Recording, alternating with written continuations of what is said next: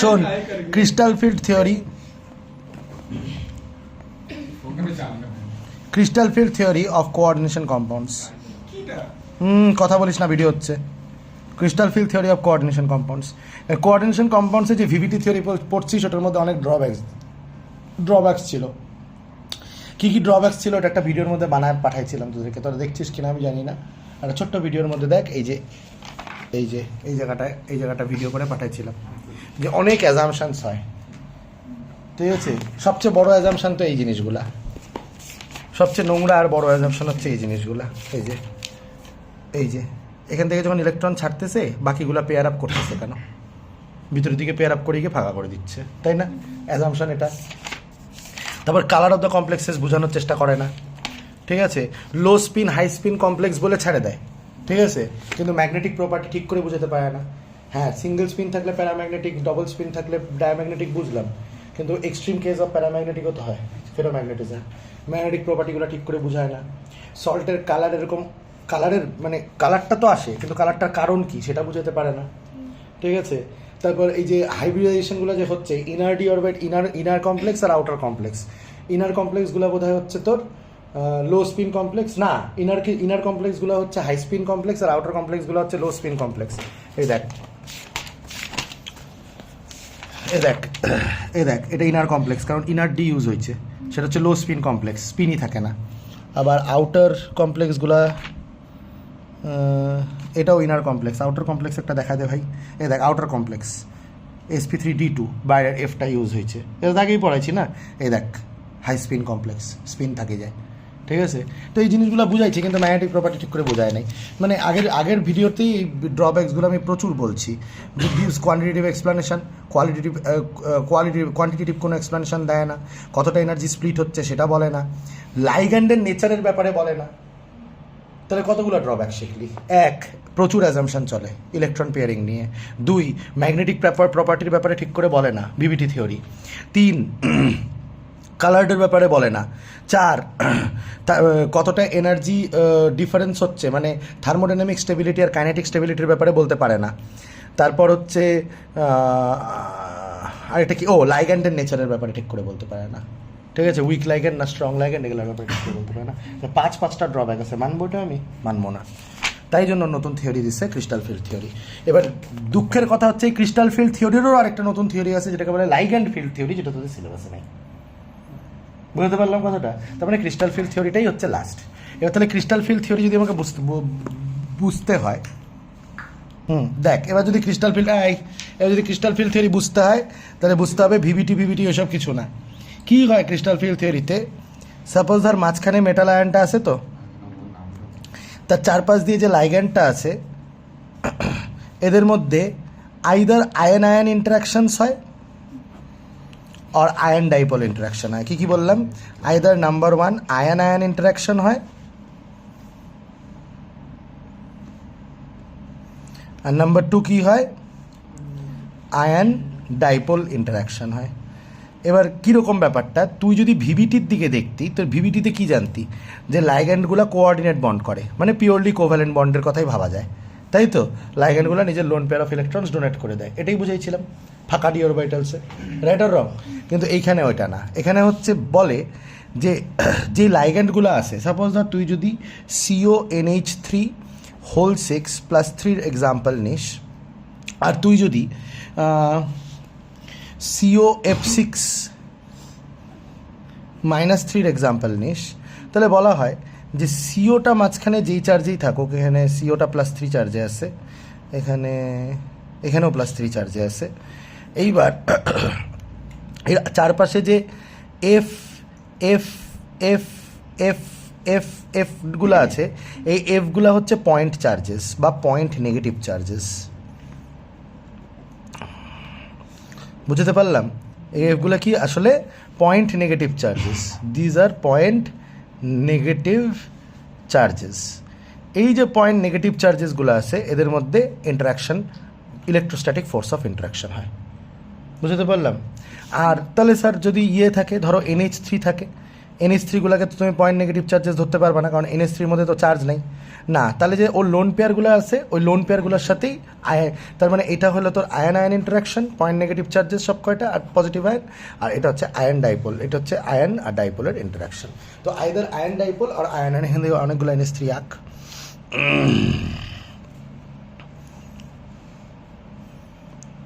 বুঝতে পারলি? একটা হলো আয়ন আয়ন ইন্টারাকশন, একটা হলো আয়ন ডাইপোল ইন্টারাকশন। এই জিনিসটা কন্টিনিউয়াসলি চলতে থাকে, বুঝতে পারলাম? কিন্তু এবার এখানে ব্যাপারটা এইটা যে বেসিক্যালি ডি অরবাইটালসটাই ইউজ হয়, ঠিক আছে? এবার আমরা জানি ডি অরবাইটালস 5টা।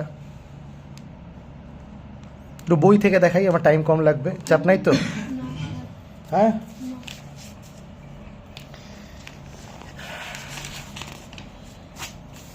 এগুলো হচ্ছে ডি অরবাইটালসগুলা, ঠিক কি না?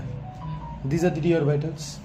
দেখছিস তো, ডি এক্স ওয়াই হচ্ছে এক্স ওয়াই প্লেনে থাকে, ডি ওয়াই জেড হচ্ছে ওয়াই জেড প্লেনে থাকে, ডি এক্স জেড হচ্ছে এক্স জেড প্লেনে থাকে, D X square minus Y square হচ্ছে এক্স আর ওয়াই অ্যাক্সিসের মধ্যে থাকে, আর ডি জেড স্কোয়ার হচ্ছে জেড অ্যাক্সিসের মধ্যে থাকে।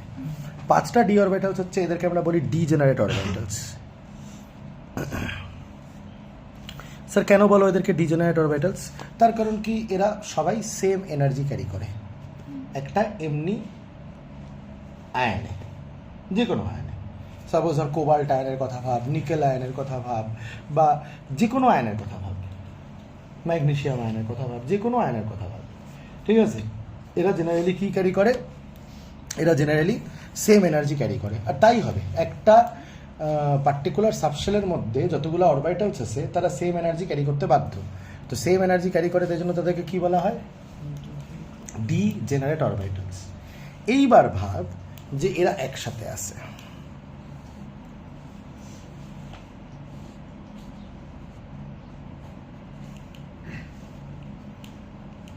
অন্য কালারের পেন আছে তোদের কাছে? Black, red.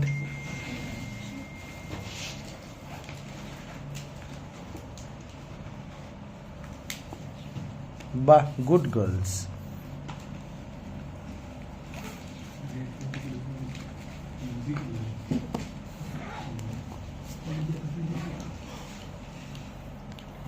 মানে এরকম একটা ফুলের মতো স্ট্রাকচার ক্রিয়েট করে রাখছে।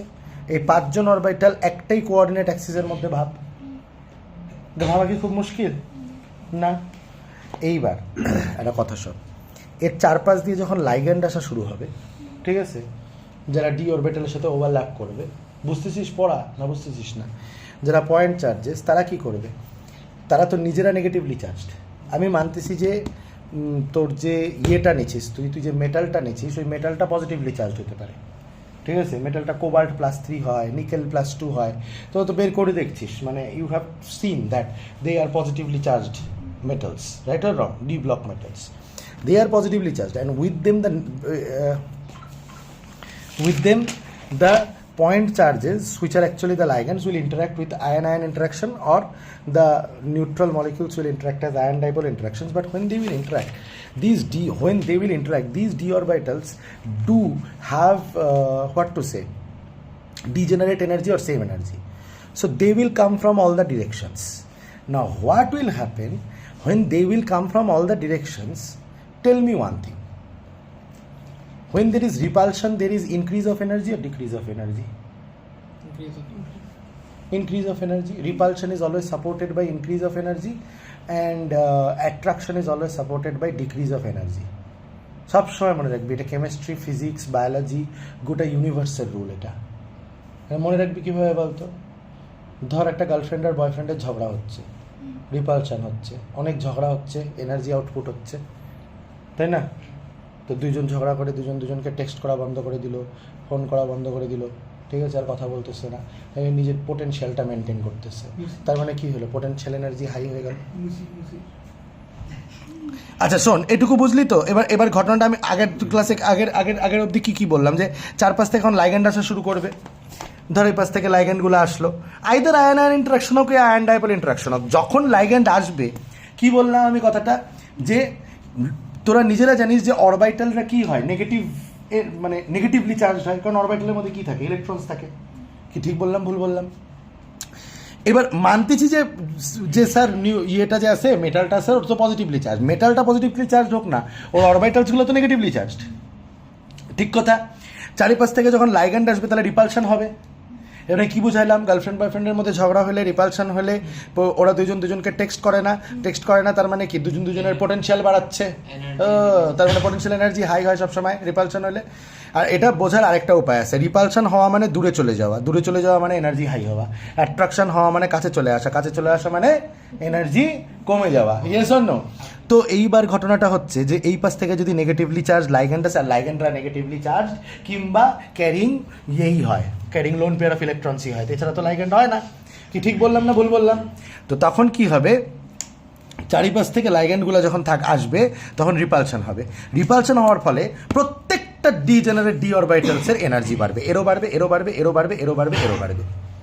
এবার থিওরি বলবে যে ইকুয়ালি বাড়বে, কারণ চারপাশ থেকে লাইগ্যান্ড আসছে। কিন্তু তখন আমি তোকে একটা কথা বলবো যে ইকুয়ালি বাড়বে, সবার ওরিয়েন্টেশন তো সেম না বাবু। অ্যাট ফার্স্ট ইকুয়ালি বাড়বে, দেখ D orbitals in free metal ion energy বাড়লো, average energy of D orbitals in spherical crystal field কথাটার মানে হচ্ছে যে চারপাশ থেকে যদি 6টা লাইগ্যান্ড আসে তাহলে একটা স্ফেয়ারের মতো ক্রিস্টাল ফিল্ড তৈরি করলো না, এই জন্যই নাম ক্রিস্টাল ফিল্ড থিওরি। এই যে এখান থেকে যে আসলো চারপাশ থেকে ক্রিস্টাল একটা ফিল্ড তৈরি করলো না স্ফেরিক্যাল, 6টা এফ যে আসলো, এই জন্যই নাম। তো একটুখানি বাড়বে, কিন্তু তারপর ডি অরবিটালরা রিয়েলাইজ করবে ও तेरी हम लोगों का ओरिएंटेशन तो सेम नहीं है कि नहीं? तो जिन डी ऑर्बिटल्स के बिल्कुल पास D X square minus Y square और डी जेड स्क्वायर बिल्कुल पास लाइगेंड्स आ गए हैं, उनका एनर्जी थोड़ा ज्यादा बढ़ जाएगा, और जिनके पास नहीं आ पाए हैं आसपास है, मतलब इनका ओरिएंटेशन में आ गया, एकदम মুখামুখি চলে আসছে, এদের একদম মুখামুখি চলে আসে, তো এদের এনার্জি বেশি বাড়বে। আর এদের যদি মুখামুখি আসে তাহলে নিশ্চয়ই এদের মুখামুখি আসতে পারবে না, এদের অন্য জায়গায় থাকবে। ধর যদি এর মুখামুখি থাকে তাহলে ডি জেড স্কোয়ারের মুখামুখি আছে, তাহলে কি আর ডি এক্স ওয়াইয়ের মুখামুখি আছে? ডি এক্স ওয়াই এই যে এইভাবে ধর ডি জেড স্কোয়ারের যদি একদম ওরিয়েন্টেশনে থাকে তাহলে ডি এক্স জেডের তো একদম ওরিয়েন্টেশনে থাকবে না, পাশে থাকবে। Are getting my point? এইভাবেই ঠিক আছে, এটার রেসপেক্টে তো পাশে আছে, তাই জন্য এই তিনজনের এনার্জি একটুখানি কমে যাবে, আর D X square D Y square আর ডি জেড স্কোয়ার এনার্জি একটুখানি বেড়ে যাবে। এই স্প্লিটিংটাকে বলে হচ্ছে তোর অক্টাহেড্রাল স্প্লিটিং। কেন? কারণ কি ছয়টা এসে অক্টাহেড্রাল স্প্লিটিংটা করছে, ঠিক আছে, বা ক্রিস্টাল ফিল্ড স্প্লিটিংও বলে। কি বলে? ক্রিস্টাল ফিল্ড স্প্লিটিংয়ের দুইটা স্প্লিটিং হয়, অক্টাহেড্রাল স্প্লিটিং আর টেট্রাহেড্রাল স্প্লিটিং। এটা হচ্ছে অক্টাহেড্রাল স্প্লিটিং, অক্টাহেড্রালি স্প্লিট মানে যেহেতু 6জন মেটাল আয়ন আসছে, মেটাল আয়ন বলি, নন মেটাল আয়ন আসছে, নেগেটিভ চার্জেস আসছে, সেই জন্য এরকম স্প্লিটিং হয়ে গেছে। Is this clear to you? বুঝাতে পারলাম? বুঝলি? স্প্লিটিংটা কেন হয়েছে বুঝতে পারছিস তো? Because of different orientations of D orbital. উপরেরগুলোকে আমরা কি বলি প্রীতিকা? ইজি। নিচেরগুলোকে কি বলি? T2G। উপরেরগুলোকে বলি ইজি আর নিচেরগুলোকে বলি T2G। ঠিক আছে? এইবার কি হবে, তারপর তুই এই স্প্লিটিংটা হওয়ার পর এই যে এনার্জি গ্যাপটা হয়, এই এনার্জি গ্যাপটা অনেকটা এরকম হয়, মানে 5টা অরবিটাল তো উপরের এখান থেকে যদি এনার্জি গ্যাপ ক্রিয়েট হয়, এটা 3/5 times of del naught zero, এইটা হচ্ছে অক্টাহেড্রাল এই যে স্প্লিটিং এনার্জি, ও মানে অক্টাহেড্রাল। এটাই যদি টেট্রাহেড্রালে হতো এরকম করে লিখতাম। বুঝতে পারলি? বুঝতেছিস অঙ্কিতা না বুঝতেছিস না? হ্যাঁ, তো এইভাবে স্প্লিট করে গেল, তা 3/5 ডেল নট আর 2/5 ডেল নট, তার মানে মেন এভারেজ এনার্জির থেকে এটা একটু বেশি উপরে উঠে গেছে আর এটা অত বেশি নিচে নামে নাই। Is this clear to you? ভালো করে বুঝাতে পারছি? তাহলে এইবার ঘটনাটা হচ্ছে এই ডেলটা সবসময় ভাববি এই যে স্প্লিটিং এনার্জিটা, ঠিক আছে, আর ক্রিস্টাল ফিল্ড স্প্লিটিং এনার্জি, এই যে এই ডেল নটটা সবসময় ডিপেন্ড করে স্ট্রং ফিল্ড আর উইক ফিল্ড লাইগ্যান্ডের উপরে। H2 থেকে যারা এই সাইডে আছে, এই যে এটাকে দেখ, এখানে স্ক্রিনশট করে নিয়ে পরে, H2 থেকে যারা এই পাশে আছে তারা সবাই স্ট্রং ফিল্ড লাইগ্যান্ডস, H2 থেকে যারা এই পাশে আছে তারা সবাই উইক ফিল্ড লাইগ্যান্ডস। উইক ফিল্ড লাইগ্যান্ডস এই এনার্জিটা কম হবে, স্ট্রং ফিল্ড লাইগ্যান্ডস এই এনার্জিটা বেশি হবে। Is this clear to you? বুঝতে পারছি না বুঝতে পারি নাই? Are you sure about this? এই দেখ স্প্লিটিংটা কীভাবে হচ্ছে, দেখ এখানে দেওয়া আছে, এই দেখ 1 2 3 4 5 6 6টা লাইগ্যান্ডস আসছে, ডি জেড স্কোয়ারের মুখামুখি আসছে, আর ডি এক্স স্কোয়ার আর ওয়াই স্কোয়ারের মুখামুখি আসছে, তাই না? ডি এক্স স্কোয়ার ওয়াই স্কোয়ারের মুখামুখি দুইটা আসছে, ডি এক্স স্কোয়ার ওয়াই স্কোয়ারের মুখামুখি দুইটা আসছে, 4 জন আসছে, আর ডি জেড স্কোয়ারের মুখামুখি দুইটা আসছে। তাহলে বাকি যে মদনাগুলো আছে D X Y D X Z ওগুলার তো মুখামুখি নাই, তাহলে ওদের ওই জন্য এনার্জি কমে গেছে আর এদের এনার্জি বাড়ে গেছে। বুঝতে পারছি? আর এইভাবে অক্টাহেড্রাল স্প্লিটিং হয়েছে। Is this clear to you? ঠিক আছে। ইজি অরবিটালসের energy T2G orbitals energy 2/5 of the splitting energy, আর ইজি অরবিটালসের এনার্জি হচ্ছে 3/5 of the splitting energy. Is this clear to you? Understood or not understood? Clearly understood? No problem? হ্যাঁ, ওকে। Now you C, এই যে তারপরে দেখাইছে, এখানে আবার দেখাইছে মুখামুখি আসছে, আর এখানে দেখাচ্ছে দেখ মুখামুখি নাই, উল্টা জায়গায় আছে। ঠিক আছে, তার মানে এদের কম হবে এনার্জি। এই যে, is this clear to you? হ্যাঁ, এইটাই যদি টেট্রাহেড্রালে স্প্লিট করতো তাহলে কি হইতো? টেট্রাহেড্রালে স্প্লিট করলে এরা উপরে যেত, এরা নিচে আসতো। স্যার কেন? কারণ টেট্রাহেড্রালে 4 জন আসতো, ওদের ওরিয়েন্টেশনটাই ওরকম হতো যে D X Y D Y Z আর ডি এক্স জেড উপরে চলে যেত, আর D X square Z square নিচে চলে আসতো। আর স্প্লিটিংটা একই হতো, দেখ 2/5 টাইমস অফ ডেল টি লিখবো কারণ টেট্রাহেড্রাল স্প্লিটিং হচ্ছে, আর 3/5 অফ ডেল টি এই যে নিচে চলে আসছে। ঠিক আছে, এটাকে বলি আমরা টেট্রাহেড্রাল স্প্লিটিং। বলা হয় যে tetrahedral splitting is 4/9 Times of octahedral splitting, মানে অনেকই কম, মানে এই যে স্প্লিট এনার্জিটা এটা অনেকই কম হয়। বুঝতে পারলি? হ্যাঁ, বুঝলি? স্প্লিটিং এনার্জি টেট্রাহেড্রালের ক্ষেত্রে কম হয় অনেক। ঠিক আছে, এবার ইলেকট্রন কীভাবে ঢুকাবি? ইলেকট্রন ঢুকাবি একদম ভেবে তোর Huns rule of maximum multiplicity follow করে পেয়ারিং করবি। কিন্তু এই পেয়ারিং করার উপর আবার ব্যাপার আছে, দুইটা জিনিস, একটা হচ্ছে স্প্লিটিং এনার্জি, একটা হচ্ছে পেয়ারিং এনার্জি। দুইটা জিনিসের উপর ডিপেন্ড করে, একটা হচ্ছে স্প্লিটিং এনার্জি আর একটা হচ্ছে পেয়ারিং এনার্জি। দুটো জিনিসের উপর ডিপেন্ড করে। কীরকম হয় ব্যাপারটা আমি তোকে বলতেছি। এদিকে দেখ, এবার দেখ, মনে রাখবি যে যখন ইলেকট্রনিক কনফিগারেশনটা আমাকে করতে হবে তখন সবসময় মনে রাখবি যে যদি হাই স্প্লিটিং হয়, মানে স্প্লিটিংয়ের উপর ডিপেন্ড করবে। দেখ, একটা হচ্ছে পেয়ারিং এনার্জি। পেয়ারিং এনার্জি হচ্ছে ইলেকট্রন যখন পেয়ার করে তাদের মধ্যে যে রিপালশনটা হয়, ঠিক আছে, সেই রিপালশনটাকে ওভারকাম করার জন্য যে এনার্জিটা সেটা হচ্ছে পেয়ারিং এনার্জি। এই দেখ লেখা আছে এখানে, the repulsion due to pairing of electrons will be less. আচ্ছা, এখানে লেখা নাই যে এখানে কোথাও একটা, এই যে which electronic crystal field split the pairing energy represent the energy required for electron pairing in a single orbital. দেখছিস, মানে সিঙ্গেল অরবিটালের মধ্যে তুই দুটো ইলেকট্রনকে পেয়ার করে রাখিস কি রাখিস না, তো তাদের মধ্যে রিপালশন হওয়া উচিত কি হওয়া উচিত না? তো সেই রিপালশনটা ওভারকাম করে সেই দুটো ইলেকট্রনকে একসাথে রাখার যে এনার্জিটা সেটাকে আমরা কি বলবো? Pairing energy. এই পেয়ারিং এনার্জি আর স্প্লিটিং এনার্জি, যদি splitting energy is less than pairing energy তাহলে হাই স্পিন কমপ্লেক্স ফর্মেশন হবে। এবার তুই নিজেই বল, স্প্লিটিং এনার্জি যদি লেস দেন পেয়ারিং এনার্জি হয়, মানে স্প্লিটিং এনার্জিটা কম, তাহলে হাই স্পিন কমপ্লেক্স, তাহলে কি করবি? T2G-তে ইলেকট্রন দিবি, তারপর উপরেও ইলেকট্রন দিবি, সহজে পেয়ার করবি না। কিন্তু যদি লো স্পিড, যদি এরকম হয় যে স্প্লিটিং এনার্জিটা অনেক হাই হয়েছে, তার মানে নিশ্চয়ই পেয়ারিং এনার্জি তার থেকে কম। এই যে pairing energy is splitting energy is higher than pairing energy. ঠিক আছে, তখন তুই কি করবি? এখানে যেমন 1 2 3 4টা ইলেকট্রন এইভাবে দিছিস, এখানে কীভাবে দিছিস? 1 2 3 4, 5টা হলে কি 5, 6টা হলে 6, কিন্তু এখানে হলে কি করতি? 1 2 3 4 5 এইভাবে দিবি। বুঝতে পারছি ডি অরবিটালে কীভাবে ইলেকট্রন দিতে হয়? তাহলে বলতো কিসের উপর ডিপেন্ড করে? যেমন এখানে দেখ, এটা কি লার্জ ভ্যালু, তাহলে কি করবি? উপরে দিবি না এখানেই পেয়ার করে দিবি, এখানেই পেয়ার করে দিবি। এটা কি স্মল ভ্যালু, তাহলে কি করবি? উপরে নিয়ে যাবি। এটা কি স্মল ভ্যালু, তাহলে কি করবি? 1 2 3 4 5 তারপর 6। বুঝতে পারছিস কেসটা? এখানে কি করছে? Large value 1 2 3 4 5 6। বুঝতে পারছি খেলাটা কিভাবে ইলেকট্রনিক কনফিগারেশন করতে হয়? Is this clear to you? আচ্ছা, তো এটাই ক্রিস্টাল ফিল্ড থিওরি। সবসময় মনে রাখবি যে লার্জ ভ্যালুতে লো স্পিন কমপ্লেক্স তৈরি হয়, স্মল ভ্যালুতে হাই স্পিন কমপ্লেক্স তৈরি হয়। এবার এগুলোর এক্সাম্পল মুখস্থ করতে হয়, এই যে এক্সাম্পলটা দেখতে হয়, এক্সাম্পলটা দেখতে হয়, এক্সাম্পলটা দেখতে হয়, এক্সাম্পলটা দেখতে হয়। আর এই স্প্লিটিংটা বুঝতে পারছি তো, এটা অক্টাহেড্রাল স্প্লিটিং আর টেট্রাহেড্রাল স্প্লিটিং, স্প্লিটিংটা বুঝতে পারছি তো। তাহলে ক্রিস্টাল ফিল্ড থিওরি বুঝে গেছিস, এবার শুধু কালারের ব্যাপার আছে।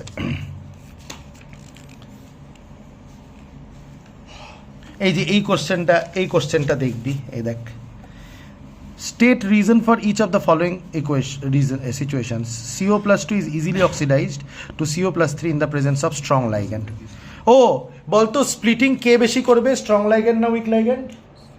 স্ট্রং লাইগ্যান্ড রিপালশন অনেক বাড়াবে, আর উইক লাইগ্যান্ড রিপালশন কম করবে, সরি স্প্লিটিং কম করবে। আচ্ছা, এই কখন কোন স্প্লিটিংয়ে ইজি অরবিটালস উপরে থাকে আর T2G অরবিটালস নিচে থাকে? অক্টাহেড্রাল। কোন স্প্লিটিংয়ে উল্টা হয়? টেট্রাহেড্রাল। কেন হয়? কারণ কি? Because of the orientation. যেমন একটা অক্টাহেড্রালের অরিয়েন্টেশনটা তোদের এখানে বোঝানো আছে, টেট্রাহেড্রালের অরিয়েন্টেশনটা আইকে বোঝায় নাই, কারণ কি ওটা সিলেবাসে নেই, সরি পড়া দিছি তো, ঠিক আছে, বুঝতে পারলাম। কিন্তু এইটা কিন্তু আছে যে টেট্রাহেড্রালের অনেক কম স্প্লিটিং এনার্জি হয়, মানে সেম লাইগ্যান্ড দিয়ে, ধর অক্টাহেড্রালও যে লাইগ্যান্ড ইউজ হচ্ছে, টেট্রাহেড্রালও সেম লাইগ্যান্ড ইউজ হচ্ছে, তাও অনেক কম স্প্লিটিং হয়। Is this clear? তারপর ইলেকট্রন কিভাবে ভরতে হয় শিখা দিলাম, depending on pairing energy and splitting energy. Is this clear? Actually splitting energy বেশি কম দেখে নিবি, বুঝলি? এবার দেখ, কোবাল্ট+2 হচ্ছে D7, তাহলে D7 এইভাবে থাকে, তারপর স্প্লিট করলো, স্প্লিটটা কিভাবে করছে? এটা অক্টাহেড্রাল স্প্লিটিং করছে, তাই না?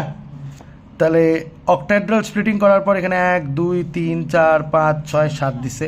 আরেকটা হচ্ছে এই যে আবার এটা স্প্লিটিং করছে 1 2 3 4 5 6।